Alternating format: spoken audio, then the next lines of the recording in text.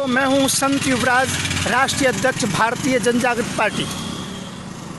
सबसे बड़ा विवाद ये चल रहा है, मेरी ऑडियो चल रही है जो करोड़ों लोगों के बीच में जा चुकी है कि 80 करोड़ रुपए आखिरकार देने के लिए टीकैत साहब के पास कौन गया। तो मैं इस बात का साक्षी हूँ। मैं गया था वहाँ पर 80 करोड़ रुपए की बात पेशकश लेकर के।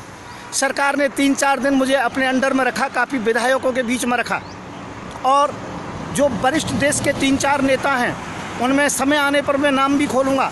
तो उन लोगों के बीच में से कहीं से पेशकश की गई मुझसे, और मुझसे 80 करोड़ तक की बात कह दी गई थी और कहा आगे आप बढ़ा भी सकते हो। मैं टीकैत साहब के साथ मैं उस दिन मिला जिस दिन जो कि शंकराचार्यों का स्वागत हुआ था। वो प्रेस कॉन्फ्रेंस से बाहर निकले, मैंने कहा 1 सेकंड का समय चाहिए, और मैंने उत्तर प्रदेश के किसान यूनियन के अध्यक्ष के द्वारा समय लिया, उनके पास भी बैठा। मैंने उनको ये नहीं बताया क्यों आया हूँ, इतना बताया था सरकारी काम से आया हूँ।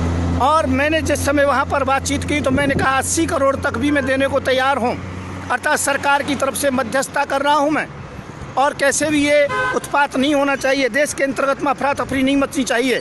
पर उस समय ही उन्होंने एक ही सिस्टम, एक ही बात कही। बिल्कुल हम अकेले में थे, दोनों थे, हज़ारों लोग आसपास में थे, सैकड़ों मीडिया कर्मी थे अलग, पर हम खड़े खड़े कान में बात कर रहे थे और लास्ट के तम्बू के अंतर्गत में बात कर रहे थे। टीकैत साहब ने एक ही बात कही, मुझे पैसा नहीं चाहिए, मुझे केवल देश का किसान चाहिए।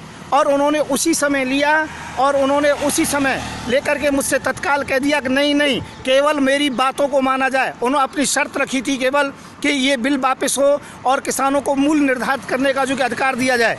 ये बात हो करके मैंने फिर दोबारा कोशिश की, 3 बार कोशिश की, परंतु टीकैत साहब ने बिल्कुल मना कर दिया।